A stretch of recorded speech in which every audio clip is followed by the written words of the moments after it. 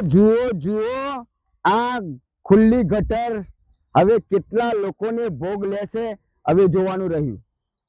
જુઓ જુઓ આ વાત્રક પુલ ઉપર આ જારી મૂકવામાં નથી આવતી, તેના કારણે કેટલાય નિર્દોષ લોકોનો ભોગ થયો છે।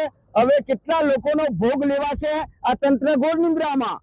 જુઓ જુઓ આ માલપુર ચોકડી ઉપર અવડે જ આ જે લાઇટના થોભલા નાખવામાં આવ્યા છે તો આ કોઈ વાહન વાળાએ તોડી નાખ્યા છે। જુઓ તો માલપુર ચોકડી પર વારંવાર ચોરીની ઘટના બનતી હોય, એક્સિડન્ટની ઘટના બનતી હોય, એનું મૂળ કારણ એ છે કે એની કડી મળતી નથી। તેનું કારણ એ છે કે માલપુર તાલુકા પેજ છે પરંતુ અહીં સીસી કેમેરા મૂકવામાં આવ્યા નથી, તેના કારણે આ ચોરીના બનાવ તથા આ જે અકસ્માતો બનતા હોય એની કડી નથી મળતી। તેનું કારણ છે કે સીસી કેમેરા મૂકવામાં આવતા નથી, પરંતુ જે નદી ઉપર જારી પણ મૂકવામાં આવતી નથી, ગટરો પણ ખુલ્લી છે।